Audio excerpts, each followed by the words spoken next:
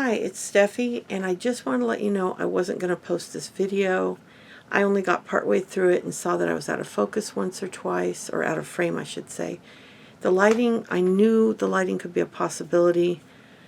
I had a desk lamp, 2 clamp end lights, a ceiling fan, and I have 4 windows and a French door, but it was stormy outside, or dark, cloudy, and the lighting's really bad. So I wasn't going to go forward with it. But I don't want to do the video again. I did it twice. I'm not doing it again. This is a lot more intricate work, and I think that you'll get enough information from this video to make this piece. I have everything I did on this in other videos. The bugle beads I did in my cardinal video, and my basic ornament videos, and any ornament video have the rest of it. I don't know exactly where I'm out of frame, but I know that I saw one and said, oh, forget it. I was so frustrated yesterday, and then I saw how dark it was despite my best efforts. My husband pointed out that we have solar screens on our 4 windows, and that made it even darker than it really was. But he is going to work on a track system to hang my camera right over my work, and we might have to buy a big box light or something to give me more light on my work, but we will figure it out. But we did figure out that's probably why it seems darker in here despite it seeming bright. For videotaping, it just seems to be dark. But I'm putting the video up. I think there's enough information that you can learn this project. I will also take this ornament and take close-up shots of it, putting it on my grid that I work on, and I'm putting it on my blog after I post this video. So when the video comes up, give me a few minutes, because I'll take the pictures while it takes me about 2 hours to upload a video. I have to upload it to my computer, upload it to Movie Maker. From Movie Maker, I got to upload it to, I got to edit it and reload it onto the computer, edit it, then upload it to YouTube, and each of these steps can take over an hour. So it'll be several hours before this video's up, and once I have it uploaded, I can get on my computer again and I can do my blog. But I will get all the pictures taken and have it ready to go, so that as soon as the computer is available, I can post on my blog, put photographs of the ornament close up with the grid behind showing the sizes, and that way you can at least see the patterns up close and still, so that if you're interested in making it, you can see what I did. I have 2 different ornaments. I'll take close-ups of both of these ornaments for you, and side by side and separately, so that you can see exactly what the patterns are and what I did. Anyway, I'm sorry about it. The lighting was out of my control. I honestly tried the best I can. 2 clamp-on lights with 60-watt bulbs. My desk lamp, I think, also has a 60-watt bulb. Another desk light on my desk was pointing that way, and my ceiling fan has 3 light bulbs in it. I don't know what those are, probably 40-watt. Plus, all the windows were open. I couldn't do much more, so we're working on it. But my main concern was the couple times I pulled the work toward me and was out of frame. But like I said, pretty much anything you missed you can find on another video. Watch this video just to see the pattern and what you can see. I don't think I was out of frame the whole thing, but there's at least one I caught, and there might be more. I haven't finished the video. I was so discouraged yesterday. But I don't want to redo it, so the only way this video is going up is in its current shape. So I just ask you to forgive me for it not being what I wanted it to be, but it was a really tough day yesterday, light-wise. I tried my best, and we'll figure it out. But here's the video, and thank you so much for your patience. I'll talk to you soon. Bye. Hi, it's Steffi from Steffi's Beads and Baubles, and although Christmas is over, I promised I would do this video, and I think I'm still going to try to do 1 Christmas ornament a month, because I understand that many of you are making these for next Christmas. So the one I want to show you today is this one here. Now this is similar to the one I did with the sequin stripes, but I was trying to be creative and did a combination of the sequins and bugle beads. Now you could do it with just bugle beads, you could do it with sequins and bugle beads, you could do it closer together so it's a more solid line, but this is what I did. The first one I did I messed up on, And you can see I messed up good on this top. Really good. This was one of the first ornaments I made early last year.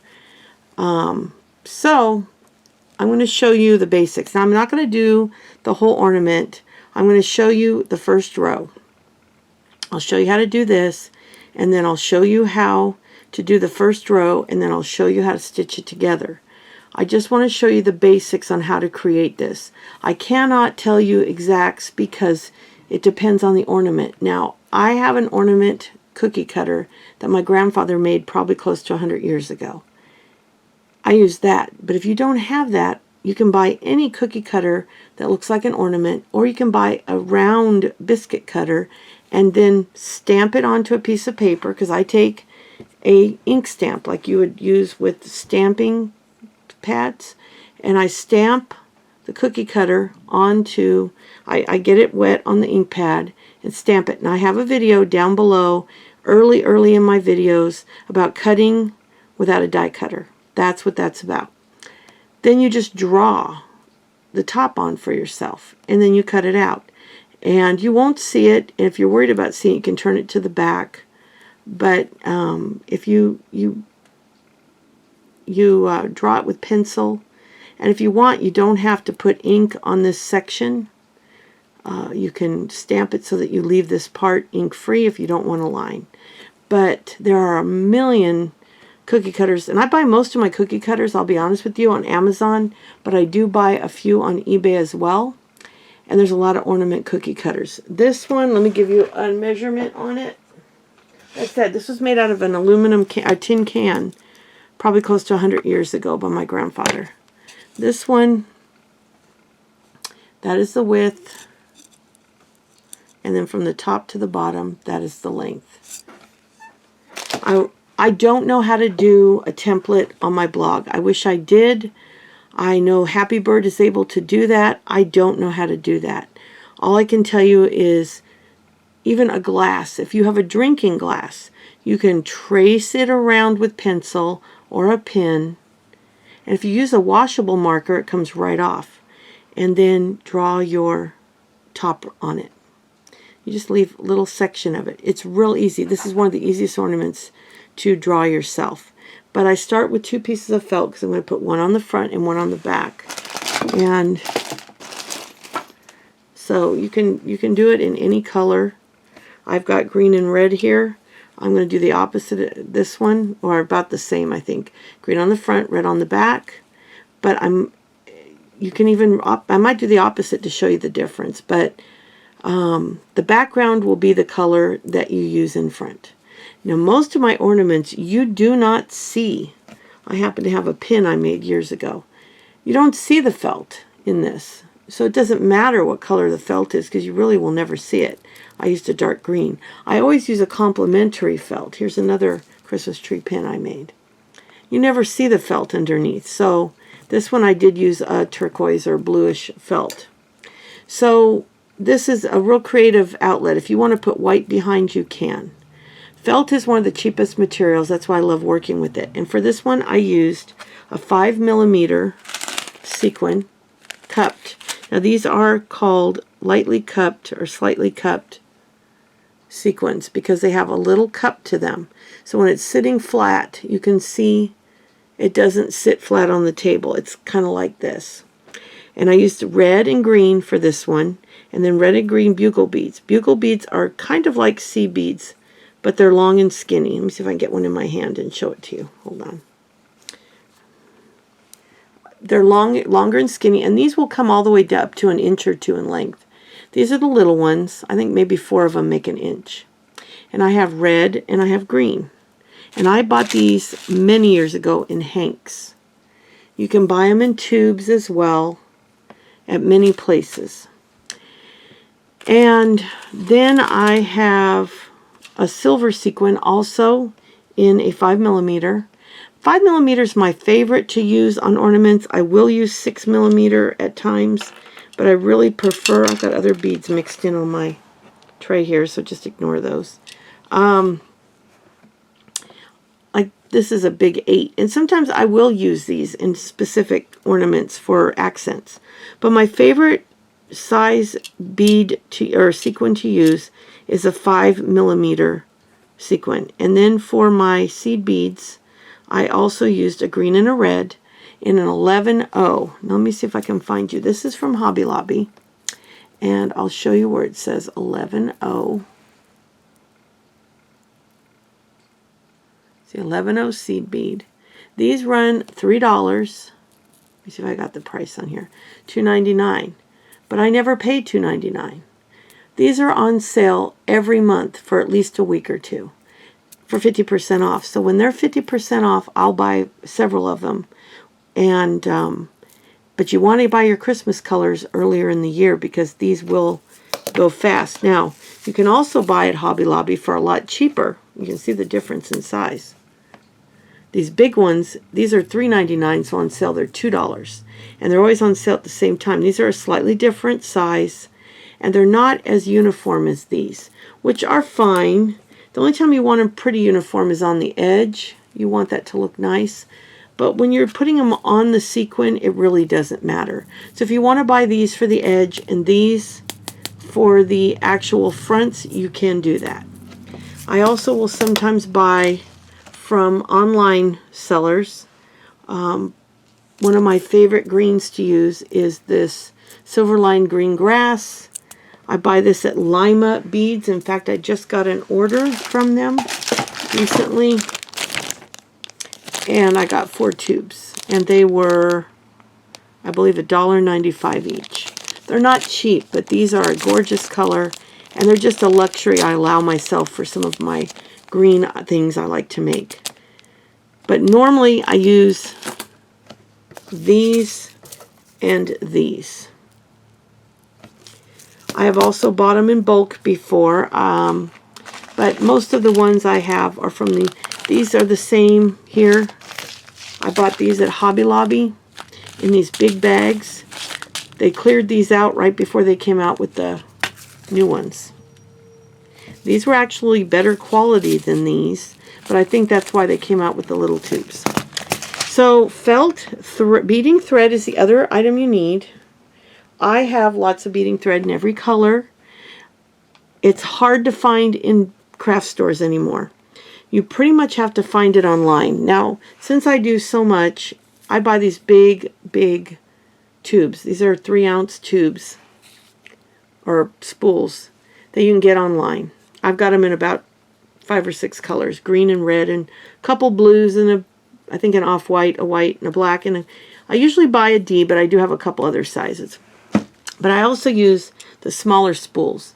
And these are available any bead shop online, any craft store online. You can get them on eBay. You can get them. Most of my thread I buy on Amazon, occasionally on eBay, but mostly on Amazon. And these spools, this is a partial spool. They're much bigger. You can get them pretty reasonably. They're usually about the size of a bobbin when they're full. And they kind of look like a bobbin except that they're paper. So I don't have any out right now. I just wanted to get this video done because we have some severe storms coming this afternoon. And I last minute found out I didn't have to babysit. So I want to get this out. I've had a couple people request it. So I'm going to get this started. And the first thing you want to do is take the front piece and you're going to start wherever you want. Now I always start with the silver. So you're going to take and go up through the bottom like this. And you're going to pull, you're going to knot the bottom really good. I didn't mention that. You're going to knot it. And I've got a knot in my thread. How odd. Well, this is going to make a big mess for me.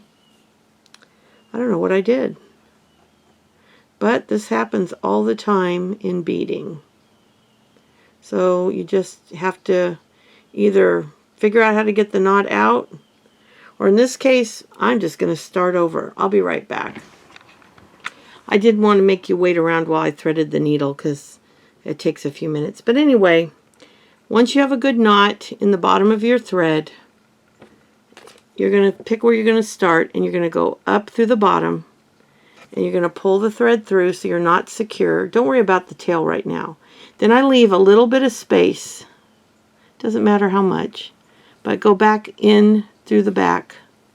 Pull it. It doesn't matter if it leaves a line, which it will. Leave a little line.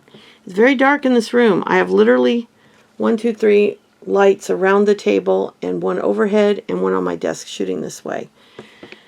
But it's dark and overcast outside. All right, then you're going to come back through approximately where you want to put your first sequin.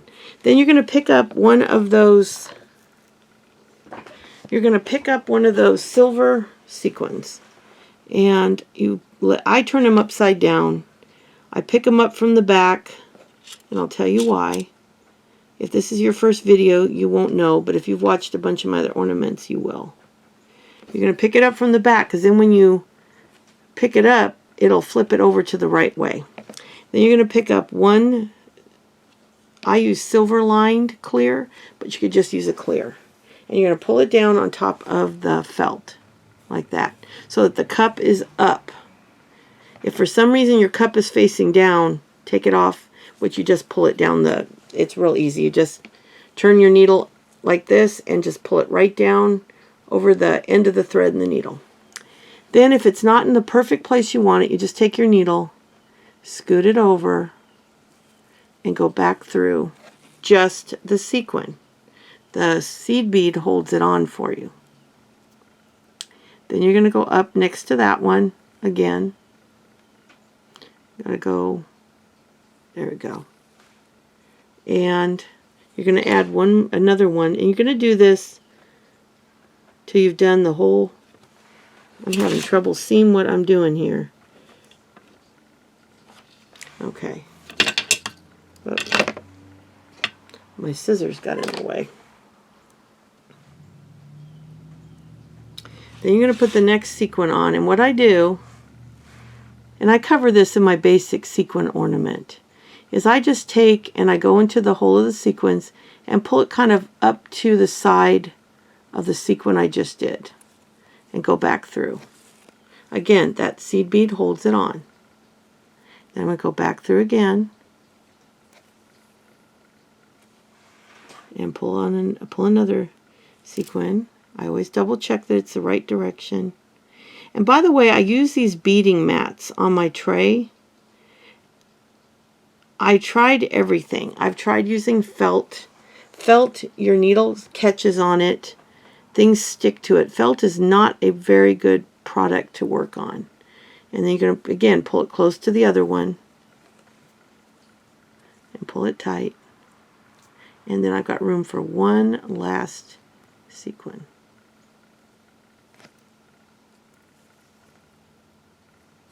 See? Okay, I'm going to do one last silver on the top row. But these beading mats are made. Doesn't mean you still can't catch on them or stuff. These beading needles are very sharp. So I'm trying to keep it so you can see what I'm doing.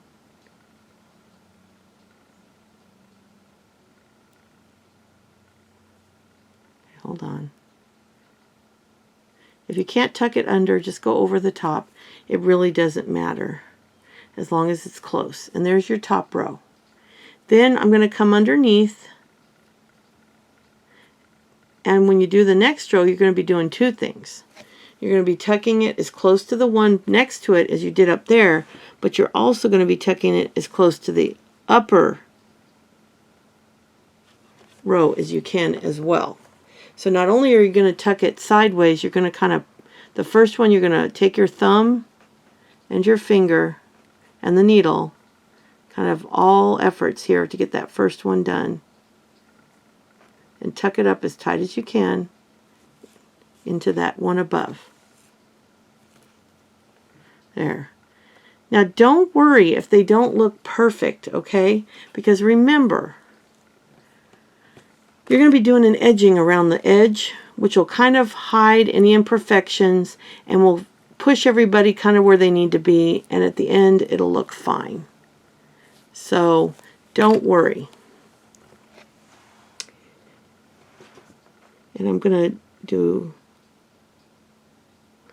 a couple more to show you, and then I'm going to stop the video and finish the top and then come back and show you how to start the next row. But here you go. Here's where you, number 2, you're going to push it kind of in the corner. Now you want to make sure you don't go lower than that sequin there. You want to keep them the same. So you're going to kind of use your finger to help you kind of balance what you're doing here. So use the whole of that sequin. If you can't get it under, just go over. And sometimes you just can't. See, if I was doing this for myself, I would be holding it up to my face. And right now, to show you people what I'm doing, I have to hold it about 1.5 feet away from my face. And I'm 59 years old, and I have one eye that's blurry from a condition I have in it. So it makes it a little harder to see what I'm doing up close. So in person, I would not be holding it so far from my face. But anyway, by the 3rd one, you can usually do a little better. So on bigger projects, the rest of the row goes pretty easy. It's just getting that first 1 or 2 done. And then you can see, I'll do number 4 on this row, and then I'll turn off the camera and come back when I've done the remaining top. And then I'll show you, here's the last one of that row. See? And on this one, I did 4 rows. 4 rows. So I'll be back after I do the last 2 rows and show you how to start the ornament. Okay, I'm back and I finished the top of the ornament, and then I'm going to show you what I did next. Now what I did next is I put a row of bugle beads starting almost to the edge and going kind of just underneath the bottom, and I used 1, 2, 3, 4 bugle beads just kind of under the front edge. I did not go all the way to the 2 corners. So I will do my best to replicate this. You got to remember, I made this piece well over a year ago. So it's been a long time. I'm going to cut this little thread. I left a pretty long tail on there. I got these new snips. They're called thread snips. I told my husband I needed some sewing scissors, so I guess when my son asked what I needed for Christmas, he said sewing scissors. He got me these. He got me these, which are nano tip for detail work. He got me this pair, which is for cutting multiple layers. Really nice Pro Series. And then this wonderful pair here, so when I cut actual fabric, I can lay it flat on the table. So I'm pretty excited about that. So that way it doesn't lift the fabric. So he got me every kind of sewing scissor. So I haven't even taken them out of the package yet. But these I did because I'd never seen anything like this. And I think they fit in your hand so nice. You can just cut your threads. I've always used a sewing scissor type little scissor. So I'm excited to try all these different scissors. But anyway, so I came up about right to the end of the sequin. I tried to figure out what I did there. And I'm going to add a bugle bead. And I think what I did is I put on my 4 bugle beads. Or I put on 2. I think I put on 2. Like I said, I don't remember. I did this so long ago, I almost wasn't going to do this video because I'm so unsure of what I did because it's been so long. But usually when I work with bugle beads, I'll string a couple on, and then you kind of lay them down, go back through,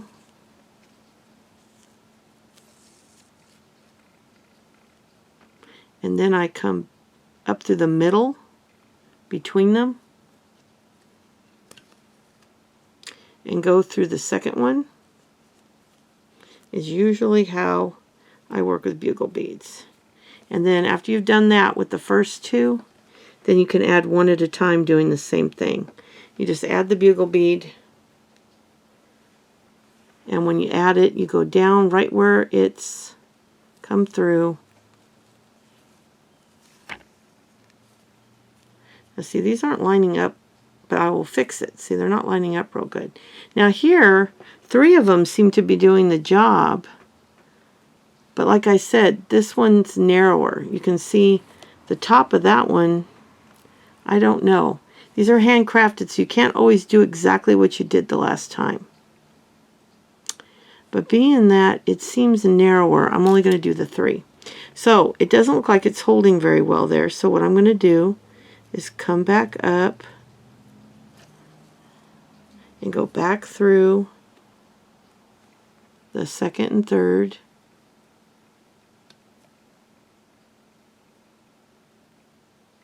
Kind of pull them up where I want them.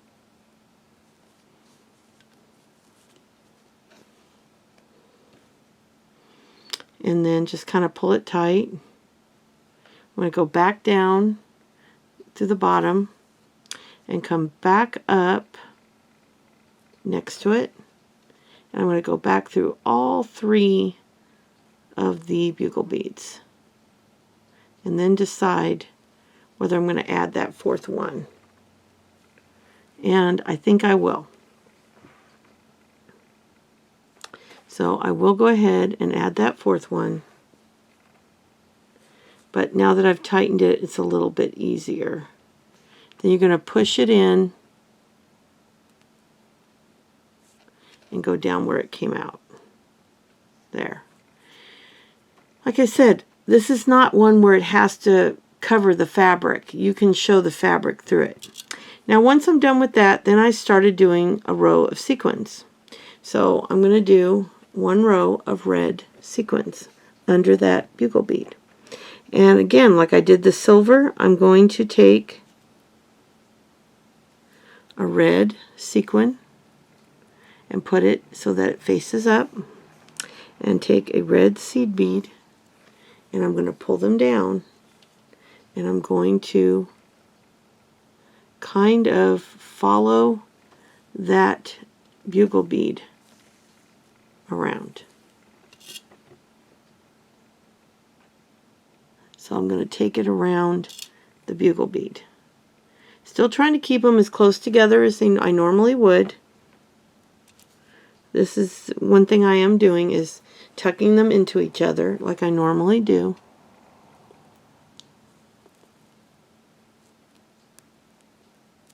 Like I said, I try to tuck them under. Sometimes they fight you, and you just have to tuck it above. And just tuck the one behind it. You know, just have to do it that way. It sometimes fights you. Sometimes you can get them to all tuck in beautifully, and other times they will fight you. In the end, it really doesn't matter if they're all laying perfectly under each other. And here again, once you get to about the 3rd one, you have a little bit more control.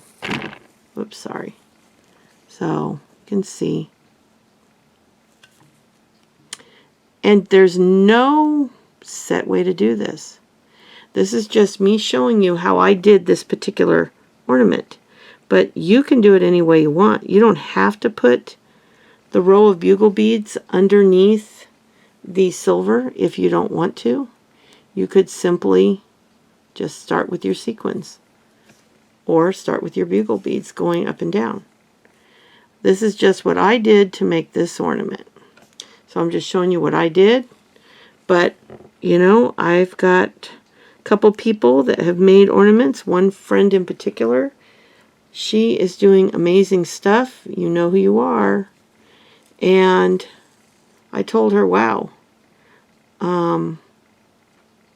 I can't wait to see what she's doing in a couple of years, because I just started making ornaments when I started my channel. I'd only done a few.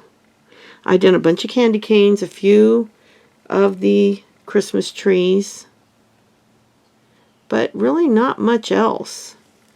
Whatever I've done for my channel, it's all new. Now, I'm going to be honest with you. I had trouble with this. I was going to try to do them this direction, then put the green sequins and do the, it didn't work. They didn't cooperate. It's a lot harder than I thought it would be to do that. So I'm going to attempt on this one to do it more straight.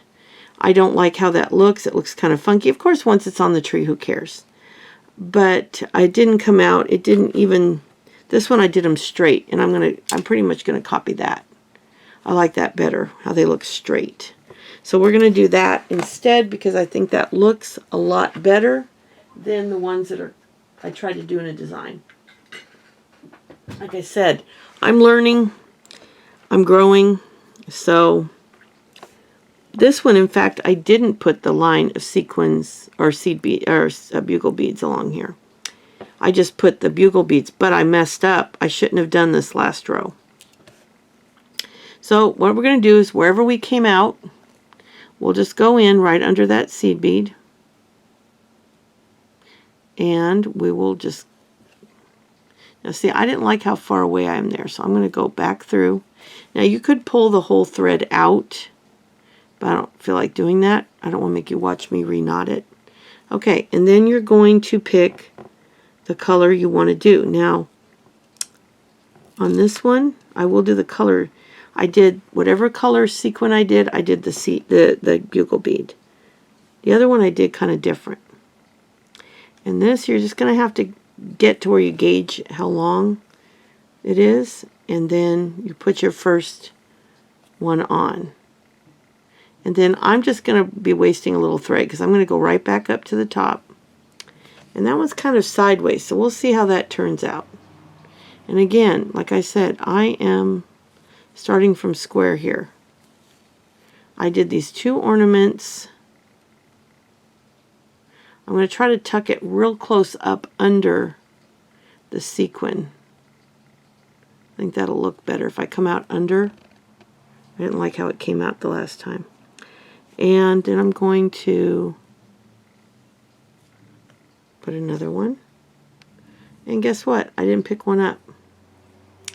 So what do you do when you do that? Well, the only thing you can do is take your thread off, pull it out, go to the back, catch the thread, and pull it out, and then re-knot it or re-thread your needle. If I can do this quickly, I won't stop the camera, but I'm not. I will be honest, yes, it went fast. This big spool thread, this stuff, is stiffer than the little spools and much, much easier to thread. So if you can afford $30 for a big spool of thread, I would get your basic colors. Your white. If you're going to use black, get a black. Get a red and a green. And maybe a blue. They used to have more colors. I didn't order them, and now you can't get them. There was an orange I should have ordered right when I saw it, and I didn't order it, and now you can't get that orange. So I'm very sad about that. But I did get a bunch of nice colors. But if you at least get your white. I have a white spool that's 30 years old, and it still has enough thread to use for years. So if you plan on doing a lot of these sequins or these ornaments, at least pick up the one color you know you'll use the most, because I'm telling you, it's a good quality thread. It'll literally, especially if you end up like I did and buy several colors, you will never run out. I'm 59, and I bought the white spool I still have when my kids were tiny, so it's got to be 30 years old. Hold on, I'll show it to you. This is the one I bought 30 years ago. Now let me put it next to a new spool to show you. Now these are the same size. Let me see. This is actually an O. Let me show you. I have another O, which is, this is an OO. But anyway, this is an OO. You can see it's getting thin on the top a little bit, but as you can see by looking at it, there is still a ton of thread on this. And I bought it when our youngest son, who just turned 30, was a baby. So 28 years, that's a long time. And I have bought a purple, a brown, They called this turquoise, but it's more of a medium blue. A darker blue. I haven't even opened this one. I just got it. This is a beige, which could be kind of a pale yellow. I bought red. I thought this was a different red. I ended up with 2 of the same red, but that's okay. So I have 2 red. But it'll get used. If nothing else in kits. I have another white. I have 2 whites, brand new. One's an OO and one's a D. Or, yeah, one's a D. And I also have 2 blacks. One is a D and one is an O. So I will probably never have to buy any of these colors again. Now the only ones I do have to buy in the small spools are any kind of oranges or yellows.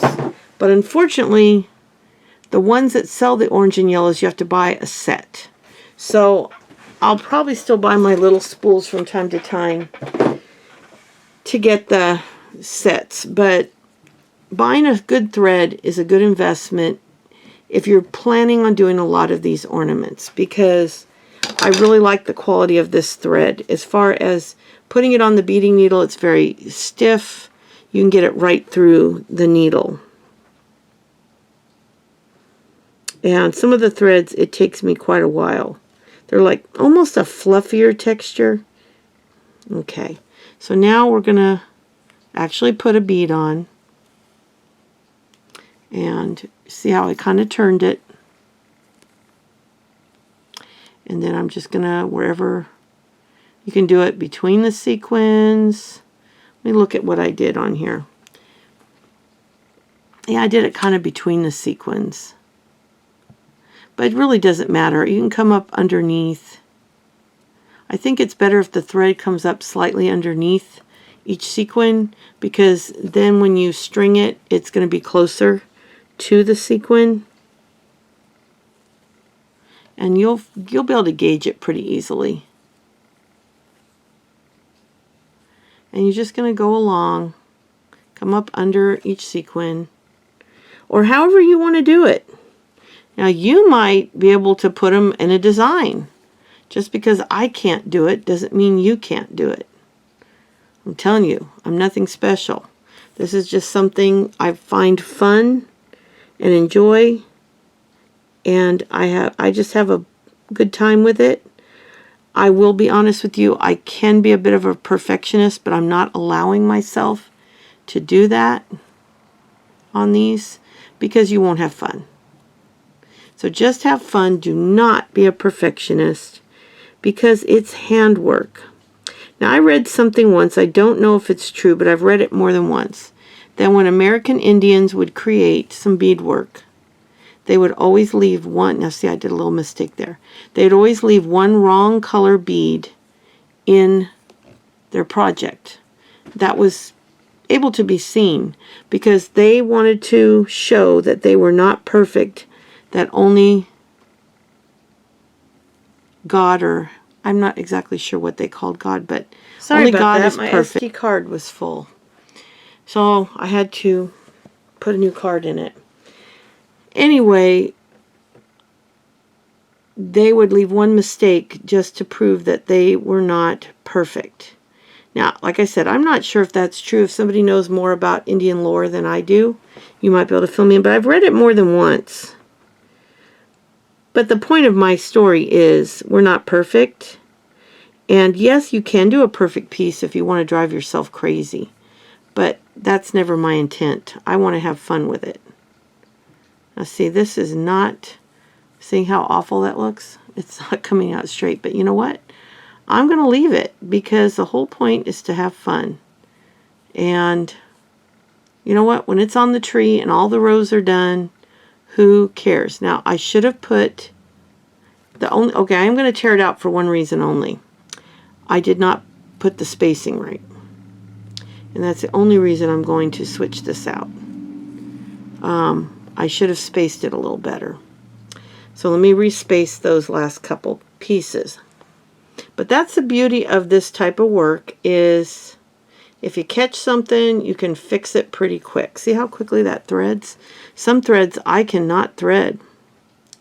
Okay, so I'm going to go a little closer to the one before.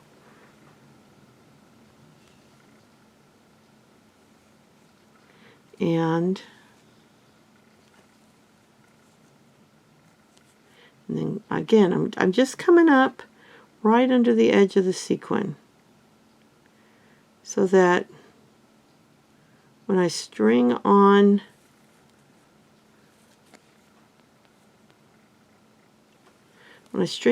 the bugle bead, it'll come out, the thread will come out from underneath the bugle bead. Okay, and I'm not trying, like I said, I'm not trying for perfect here. And it is not perfect. See? So then basically what you're going to do is start with your next color. You're going to go underneath those bugle beads and you're going to come back up. The back will look something like this. Okay, and now you're going to start on the green. Same thing, upside down, put your needle through the bottom, grab your green bead and pull it down so it's cup up. Then move it to where you want it and go back through. And that's what you keep doing. I will show you a few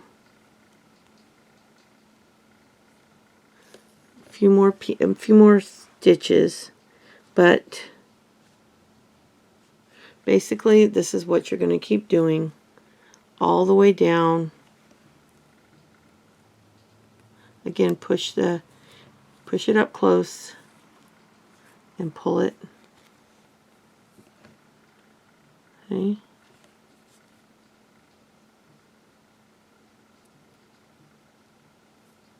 It is right now going on 1, and around 2 is when the bad weather is supposed to stop.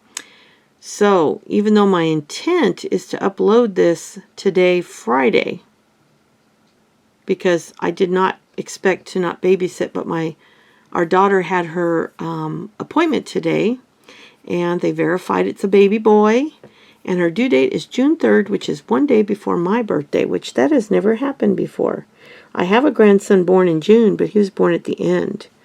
Now, that said, it's her 5th baby, so we will see if she's anywhere close to her due date. I hope for her sake she is. She's an older mama. She's had 5 or 4 before this. Her oldest is 19. And this was a surprise baby. Now see what I did there? If you've just gone through and you don't like where your placement is, if you pull back on the thread, you can usually pull the needle right back through. Now once the needle's all the way through, it's harder. But if you catch it right away, and sometimes you can, like I had the needle through, I believe. This is really good thread. Like I'm saying, the stiffer thread really works with you. But I did not like where I was going. I wanted it a little bit closer, so I wanted to put it back through. So you can, in worst case, you just take it off the needle, pull it back through. You know, that's the beauty of this type of work, is there's no time limit. Don't ever be in a rush when you're making one of these ornaments, because, see, have fun with it. And that's why I decided I would continue to do Christmas ornaments all year, because when I do them closer to Christmas, people don't always have time to get them finished. So if I do at least 1, maybe 2 a month all year, and then I'll do a few extra Christmas things and maybe a couple extra ornaments during the holidays, people can be working on them all year long. And my friend, I don't know if she wants me to say her name, but my friend, who's so talented, asked me to please do some Christmas ornaments.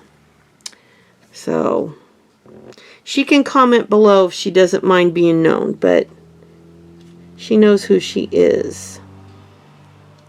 And she is very, very talented. In fact, she has blown my mind with some of her ornaments, and she's just getting started. So she's going to blow me out of the water. She should be doing videos too, but she won't.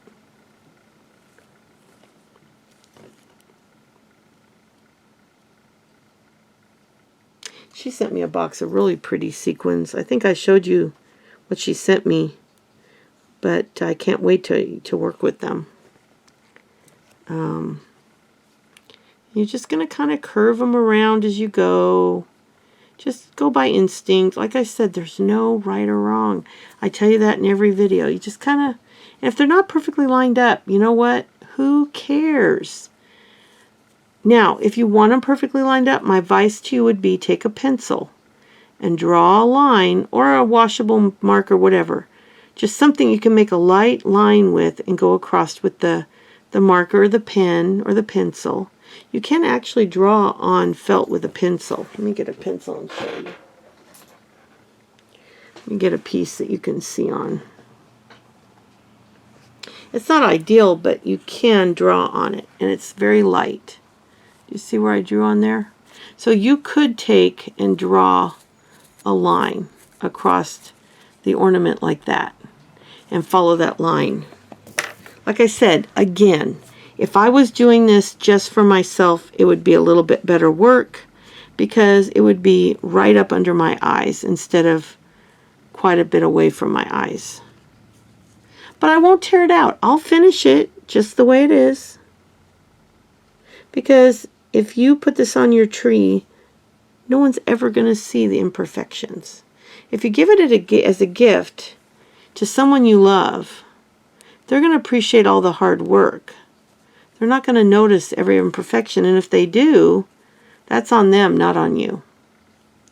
So don't ever not do something. I've had people tell me, oh, that looks so difficult. If you can sew a button on, you can do an ornament. This is what I'm trying to tell you. If you can sew a button on, what do you do with a button? You either go, I've got a couple buttons here. You're either going to go up through the button and come back down a few times. If you have a 4, I don't even think I have a 4 button. Or you're going to sew it on from the back. But if you can, and if you have a 4-hole button, which I don't have one of those right here, but you're going to go up and down and up and down. And if you have a 4-hole button, you're going to alternate. Well, that's just as easy to do this. It's just stitching on, put a sequin on, put a seed bead on, and go through the fabric and rinse and repeat, right? It's easy, I'm telling you. This is not hard. This is one of the, if you have any interest in sewing at all, this is the absolute easiest craft you can do. Absolute easiest. And I'm telling you, I'm nothing special. Any one of you could do exactly what I'm doing, and in my friend's case, maybe even better. She would probably not agree with that, but that's my opinion. I think she's pretty talented.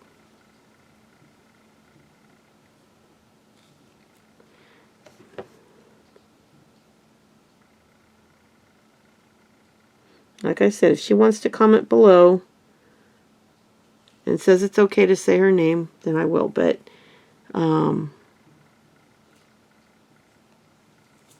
okay, so see, and then I'm going to do a few of the green, and then I'm going to go to showing you how to stitch it together, because basically you're just going to keep doing this. Now when you get to the bottom, you can do a row of the bugle beads in between the 2 rows. What I want you to do is judge it. Like here, I did it underneath. I did 2 rows of bugle beads underneath here. Basically, what I want you to do is when you finish and you don't know if you have a row worth left, and you know you can't do the bugle beads and sequins, then decide, do you want to do your spiky, because I could have just done the green bugle beads too. So at the bottom, just go by how much space you have and what you want to do. Now here's the 2 bottoms I've done. This one I did 2 rows of bugle beads on the bottom. This one I did a row of bugle beads and then the sequins. I hope you can see that. The lighting today is stinky. But right there, under the green, is a row of bugle. See it? And here, there's 2 rows. So that was a way to fill the bottom in. You can do it however you want. Like if you have enough room just to put the bugle beads at the bottom, do that. You could even do that and then a row of the next color of bugle beads or the same. That's where your creativity can come in. You can do whatever you want. Here I did, I think, a silver and a blue. That's what it looks like. So there's no way perfect. Every ornament's different. Every artist is different. So you may sew the sequins on completely different than me. They may be closer. They may be further away. So no two people are going to do them identical. So when you get to the bottom, just judge it. And you know what the best part is? If you don't like it, you just turn, you take the needle out, and you slowly pull those threads out and start over. There's no harm done. Just go slow so you don't rip your felt, and you can fix it. This one I did the same.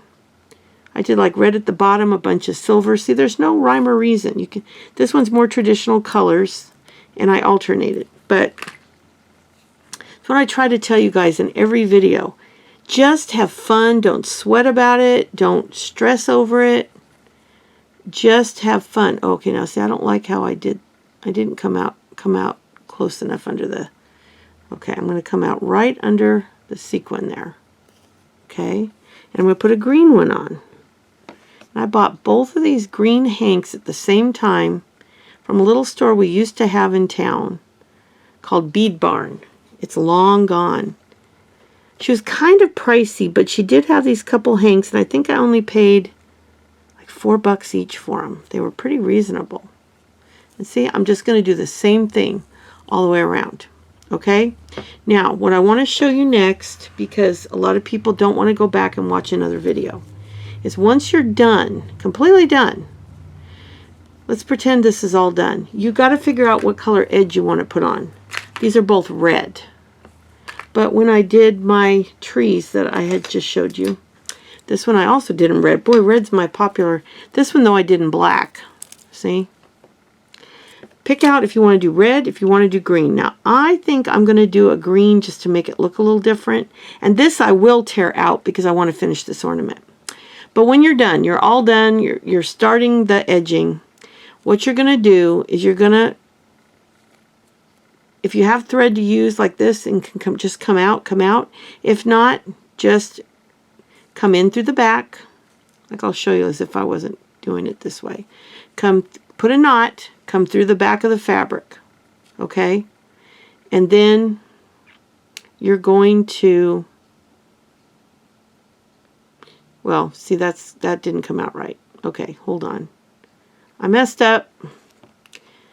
You'd put a knot on the outside, come out through the middle, okay? And then I take and I go through and make a loop. So I want to come out through the middle of the sandwich, okay? So you're going to put the knot on the inside, coming out through either side. I usually just go however it makes the most sense. And, oh, it was catching. I know my friend Cheryl Coyote hates this. I remember when she made her video, she commented on she hates beading after there's sequins. I got you on that one, Cheryl. It's a pain in the butt, but the only way I can do these is that way. Okay, then I'm going to take and put the color I want on there. I'm going to put 3 of them. 3 seed beads on here. Okay? And then I'm going to go back around from the back to the front. Okay? And see how it kind of lays over? Well, we want to twist it to the front. So we're going to go to the back one, the one that's on the back. And we're going to go back up through it. And that will pull it kind of. Now the front is still going to be twisted, but that's okay. Now after this, you only have to put 2 on for the rest of the piece till you get to that back bead. You're going to put 2 on, and you're going to come back through the back. Put it so that the new bead will sit next to the old bead. And again, go through the back one and pull it up. Okay? And if there's a little space, it's no big deal. Now when you get to the end and you're back up to here, you've put in, so you have your triangle, and your triangle comes up to the last bead. all you have to do is add the top bead. And again, I have a video if you don't understand what I'm saying. But basically, your last triangle will look like that. So you'll come up to here and you'll have a thread coming out and a bead will be next to that bead. Do you understand what I'm saying? And all that's missing is the top bead. So you just add one bead and go back through the very first stitch. Then you're going to go out the back and you're going to tie it off. And then to do the loop, all you're going to do the loop is you're going to tie a knot in the back. And I'm not going to show you that because I have to have the front done. You're going to go through the back. And I knot it. And I come up through a center bead. So when you have your foundation, you got two beads with a bead on top. One of the foundation beads, the one that seems to be closest to the middle, I'm going to come up through that bead with my thread. I'm going to put on about 6 inches, 5 to 6 inches of seed beads. And then I'm going to loop it through the next foundation bead. The foundation beads are the ones that are flat. And then I'm going to come back through and knot it again, and there's your loop. Sorry, the mailman was delivering a package, or mail lady, and she was honking for me because it's supposed to rain and she wanted me to come get my package. So I have wet socks now, but I didn't have time to put on shoes to run out there because she was waiting on me. So anyway, boy oh boy, I don't even remember what I was saying. Oh, I think I was showing you how to do the loop. So the loop is the easiest part. So again, you're just going to go through the foundation. And again, the foundation are the ones on the bottom of the triangle. The little one on top is not the foundation. It's the ones along that touch each other that go along the edge. And you're just going to do it as equal as you can. Find the two that are most center on your piece. Go up through one. Add your beads, come back through the other, catching the felt as you come through. And then what I usually do is I go around and around and around the fabric. So I go in through it a few times this direction. Then I'll go through that a few more times.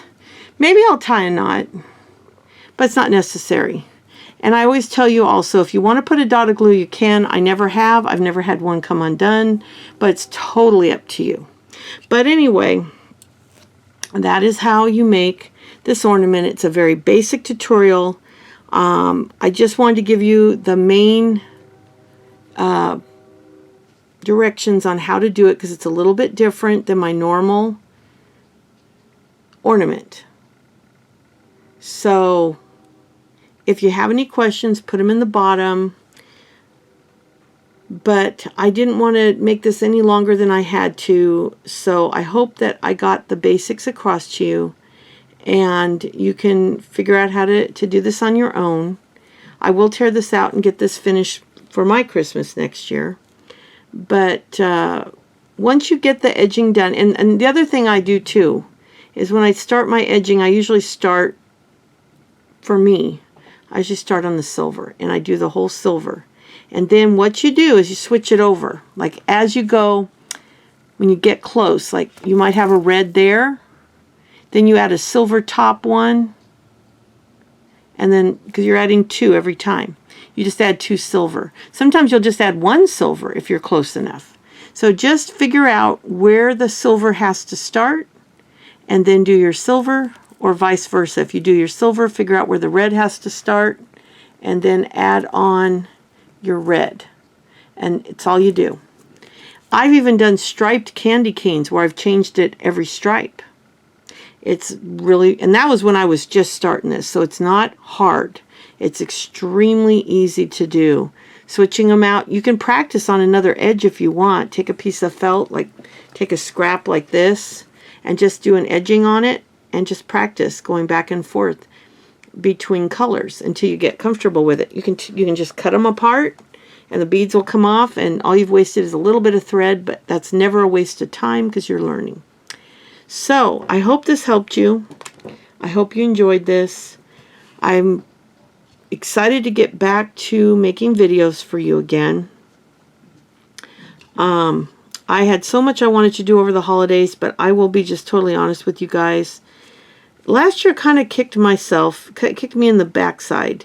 My husband had to have back surgery in July, At his 6-week checkup, we got permission from the doctor to go to California. His mother had just decided to stop some treatments that she was undergoing and go home and go on hospice.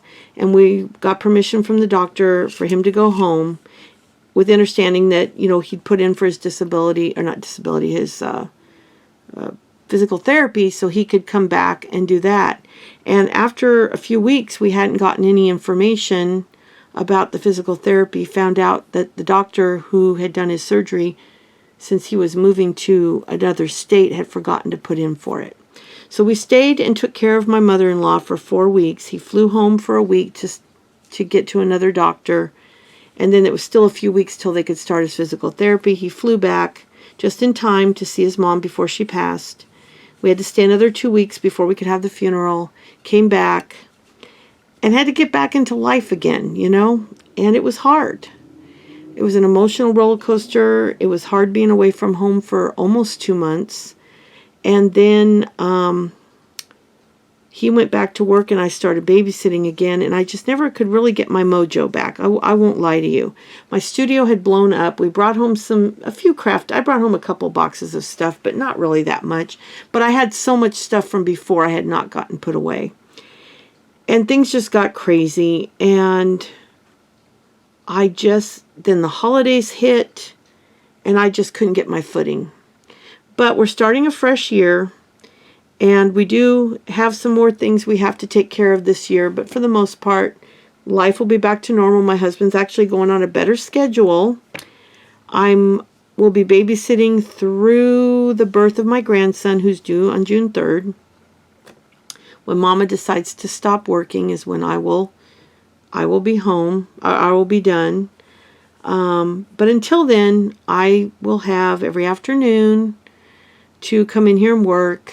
And my husband's off Mondays, and I'm sure he'll let me come in on some Mondays while the baby's here to do a few videos and stuff. So I will do the best I can, but my real growth will probably come when I stop babysitting and I have all those days to myself every day. But I will do my best to get as many videos done as I can. I'm trying to decide what we should do next. I have a couple things I want to do. We still have our bead bags that we never finished. I still have the domino that you guys voted on that I have to go back and figure out which one you guys voted for me to put the crosses on. And I've got to get those put together for you. I wanted to show you everything I got from 6 months of bead boxes on one big, just put it all out and show you everything I got, what it cost me for those 6 months, well, 5 months for one of them, 6 months for the other, and what did we get for that money. Now, some of it I did use in a couple pieces of jewelry, just from the one first box I got from, I think it was Vintage Beads. So I have some ideas. I have some crafts I want to do. I want to show you how to do a charm bracelet. So if you guys have some suggestions of things you'd like to see me do, I will be happy to show you those things. I will be doing more Christmas ornaments for you. And it looks like I might have gotten out there right before the rain started coming down. Oh no, I'm hearing sounds like a tractor or something, or a truck backing up. I can hear the beeping. I haven't been up in my studio in a long time. So anyway, would you guys be interested in a charm bracelet? I was thinking it'd be fun to do one for Valentine's Day. I've shown you how to do a basic charm, so I would re-show you how to do the basic charm in different sizes, and then show you how to attach it to what's called a bracelet blank, which is the pre-made bracelet, or one that you make out of chain. So that's one idea I have, along with some obvious Easter themed beaded and sequined items. I have several ideas on that, so kind of let me know what you're thinking. We're starting fresh for a new year, and I really want to get you some good content. But I hope that you were able to see. If you're not happy with this, if you want me to do a more detailed one, I will. But this is the basic idea of how to do this. And like I said, you're going to make mistakes like I did there, and it's just going to happen. And I could have pulled that out, but I personally kind of like the mistakes. To me, it shows it's handmade, you know. But I can also be a perfectionist, so there's other times when I'll tear out every single mistake, but I'm trying not to do that anymore. But I'll be back soon, and I'm looking forward to this new year. I want to welcome all my new subscribers. Thank you so much. And I'm just grateful that you guys have stuck with me through this last 6 months that have been kind of stressful and erratic. I know I have not done my best getting video content out to you. And guys, I really did have like 20 Christmas things I wanted to do that didn't get done. So I do apologize for that. But life kind of got a hold of me and stomped on me a little bit last year. But we're doing good now. We're on a diet. We're working to lose weight. We're trying our best to make better decisions on that.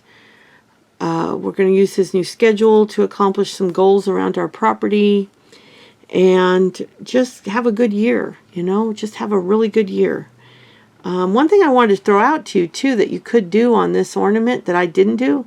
Remember I told you I did a stripe? Since this is pretty wide, you could actually do that. Do green and then red, and then do your silver and then red, then green, and do that all the way around. So that's an option too. You know what? When I finish this one, that's what I'll do, and I'll come back and show it on another video, what I've done. So, anyway, I will be back very soon. Did not mean for this to be so long, but who am I kidding? I don't know how to do a short video. And I'll be back soon. If you like this video, I'd appreciate a like. I occasionally get a dislike, and that's okay too. But if you don't like it, would you be kind enough to tell me why? And most people do. If somebody doesn't like my videos, sometimes they'll tell me why. But if you didn't like it and you disliked it, please tell me why, because that's how I learn what you guys want. On all of your favorite YouTube videos, if you like their video, it helps them grow. It helps them to get more referrals from YouTube. If you did like my video and you are not a subscriber, I would so appreciate you subscribing. And that's all for now. And I will be back very soon with another, hopefully another ornament, or I might go for the bead bag and making you that domino I promised you. So I think we might do that next, because I've got a lot of stuff from last year we got to finish up. So let's do that, and then we'll start working also on some Valentine's stuff. So I'm a little fragmented still. Give me some time. I'll get there.